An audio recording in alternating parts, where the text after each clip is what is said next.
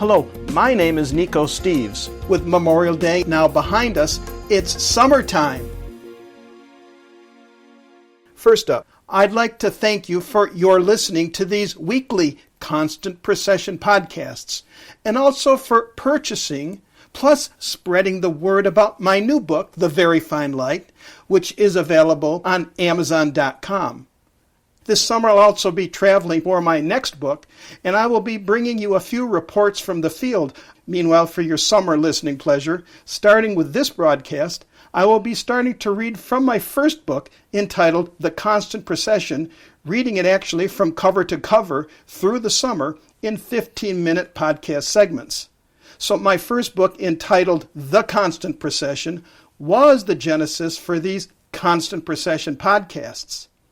The Constant Procession is about the history of the Virgin Mary since she passed on from the world, and why I started on my journey following her famous apparitions, which took me traveling around the world to those famous apparition sites.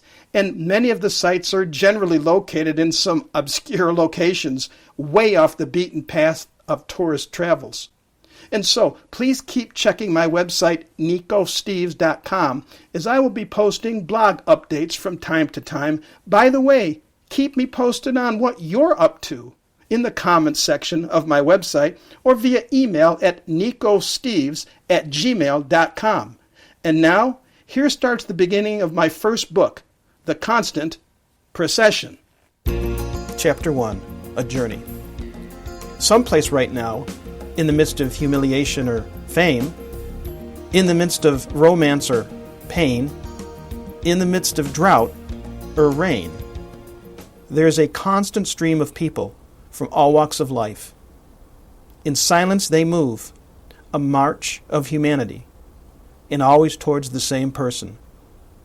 Long past from this place and time, a constant procession, some with candles, some on bended knee, some with roses in hand, some with tears in their eyes. To the same person they seek support, to the one some call the Madonna. No, she's not Miss Madonna Louise of rock and roll fame. She's known to some as one mother of many names. From Egypt to France, apparitions of the Virgin Mary, or the Madonna, have occurred all over the world. These places are but the tip of the iceberg, for upon closer look, the sightings and interactions of mankind within supernatural encounters with the spirit of faith are many. Long associated with the Roman Catholic Church, many of the recognized paranormal occurrences have revolved around innocent children or pious members of this Christian church. But this association is not limited to the Roman Catholic Church. One mother of many names, for instance, came as a takeaway gleaned from controversial sightings in Conyers, Georgia, during the last years of the 20th century. From people approaching on their bended knees, the long path up the apparition site in Guadalupe, Mexico, just a few miles from the heart of Mexico City, to 3 little children herding sheep in an isolated area of Portugal. The messages share consistent themes in each sighting. Some once secret are now revealed, while still other messages and sightings broadcast to the masses. The events are unusual, so they become forgotten and in general unacknowledged within the lives of modern mankind. Because in secular societies, apparitions are troublesome caveats that get in the way of how people wish to view themselves today. So these unusual occurrences are banished to the circular files, and the folks who tell of their experiences discredited as fanatics. In the established religious communities, they are acknowledged, albeit with great caution, as important examples of great faith. Apparitions happen all the time in popular culture. People love sorcerer and sword epics from times past, as reflected by the wild success of popular serials like Harry Potter, Chronicles of Narnia, and Lord of the Rings stories. They evolve from a series of books to expensive movies. People are enthralled with that curious oxymoron, science fiction. Many people are fascinated with fantastic stories of journeys through time and space to lands far away. Humanity can't get enough of these tales, and so it would seem for the faithless, why should the story of a simple lady apparating and in her wake creating love and faith in God be so demonized? Overlooked due to the rapid speed of progress, the messages of paranormal sightings are reopened for everyone, believers, Stoics, and skeptics, to critique in their own way. First, who is it that people are seeing? It is the mother of Jesus the Christ, the Son of Man.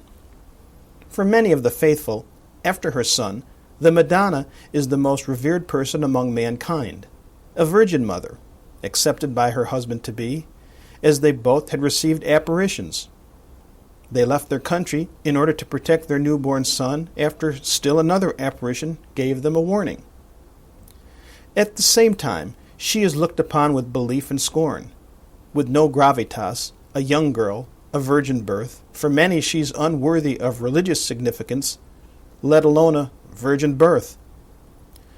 For most of the later part of the 20th century and on into the 21st century, she has been tucked away, save for some of the traditional churches, and it can be noted that recognition of her position has at times in those churches been subjugated to a lesser prominence. Nevertheless, the great love for her among the faithful has been unwavering. Flowers, in particular roses, are placed and votive or prayer candles are lit near statues of her, bearing silent witness to the reverence and faith people hold for her today. At this very moment, there is an ongoing, constant stream of people praying for her to intercede on their behalf with her son. People are praying for miracles at this very moment, somewhere on the globe. An acknowledgement of this faith, at least in the American experience during the late 1940s through the 1960s, comes into focus. Her influence is acknowledged as numerous churches are named in her honor. This influence has also been overlooked. It has been said that during both of the world wars, a weapon, the German mortar, had converted more men to Christianity than anything else. Perhaps this is true, for it's a human tendency for us to put our faith in something bigger than us in times of great duress, a time when faith in self is tested to the max. These otherworld sightings of the Madonna often happen at out-of-the-way, obscure locations. Yet, after a sighting, these somewhat common places are forever transformed due to these paranormal contacts, making changes that reflect the essence of this lady, turning these out-of-the-way places into spiritual centers for contemplation, creating spaces to which people migrate, seeking healings of soul and body, turning these sites into placid, oasis-like settings far removed from the world of modern man. Among people who have been around the visionaries during their purported communications with the Madonna, even the bystanders sometimes report an aroma of roses and feeling of elation, much like the feelings associated with wonderful holiday times when spirits are high and feelings of enjoyment fill the air, where everything seems brighter and friendlier. I first became aware of this constant procession of people reaching out to the Madonna when on a simple volunteer assignment to do something at a school. We sent our children to a private Roman Catholic elementary school.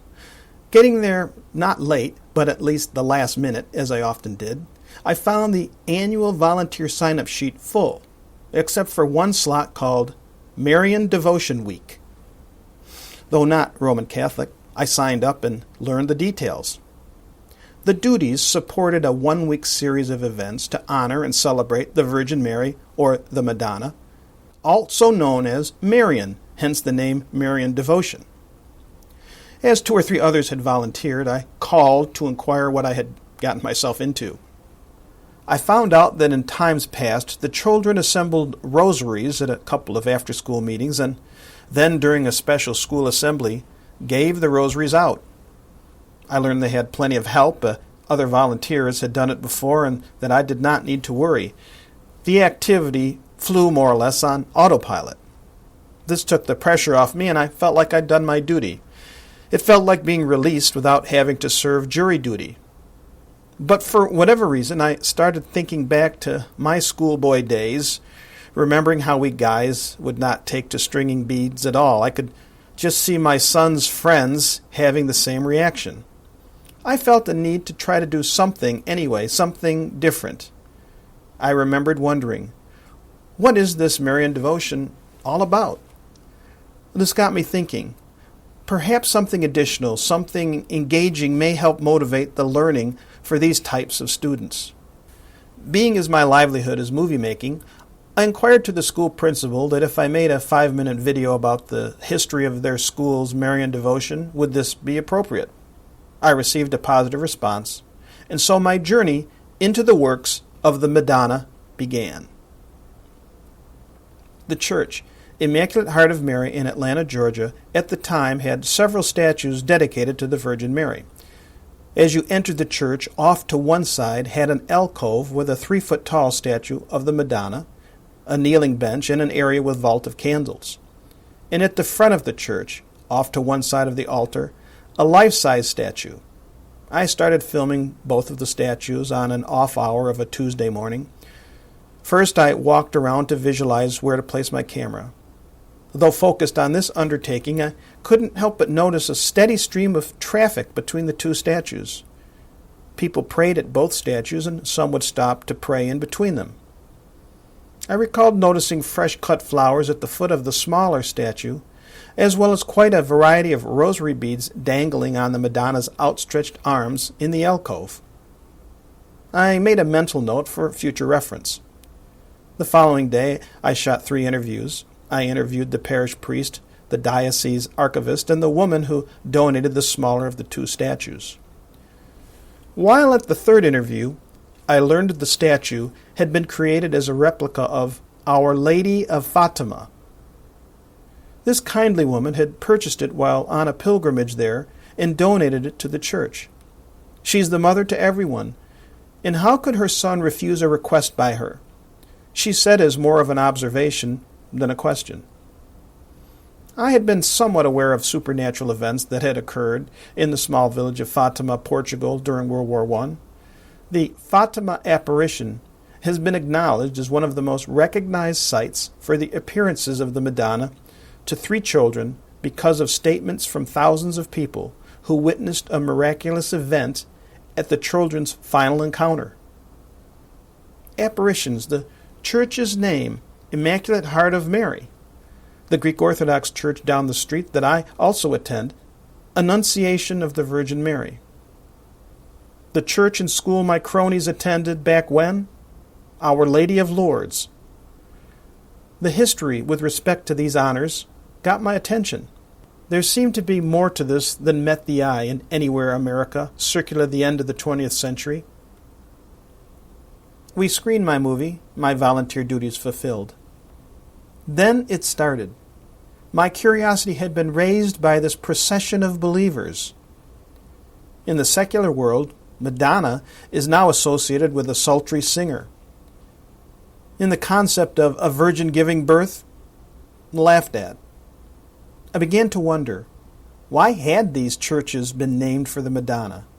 What I had gleaned from my research at the archives is that a number of churches had been named to honor the Madonna right after World War II, as the post-war baby boom started and the building of new churches occurred at a rapid pace. The idea of naming them in honor of the Madonna seemed to be very popular then.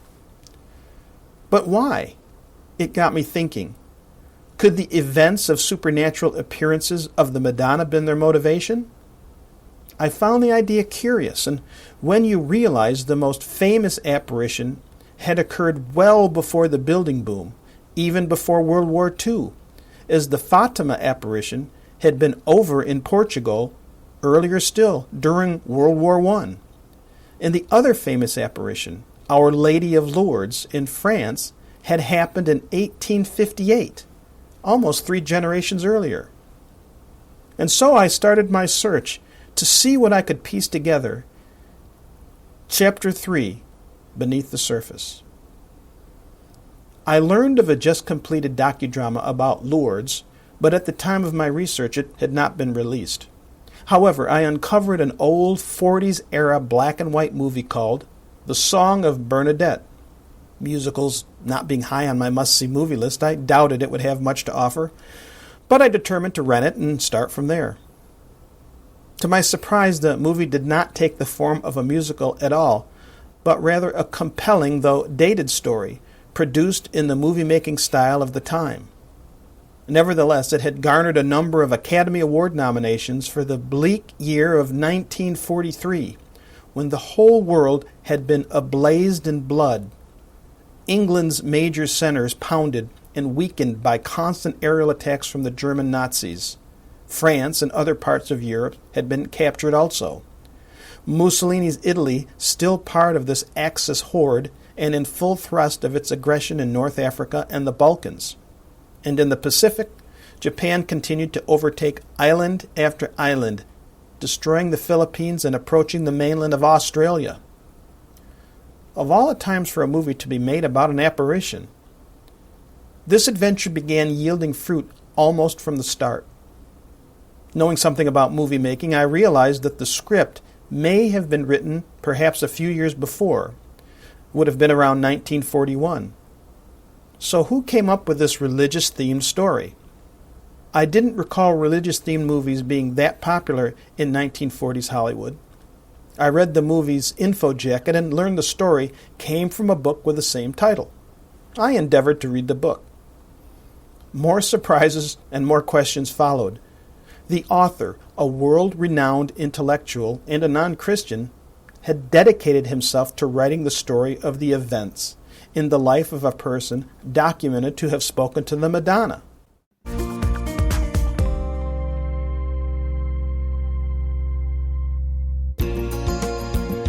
This is Nico Steves. I hope you enjoyed this installment. My book, The Very Fine Light, can be found using the title, The Very Fine Light, on Amazon.com. Please feel free to contact me at nicosteves.com. That's Nikos Steves, Steves.com.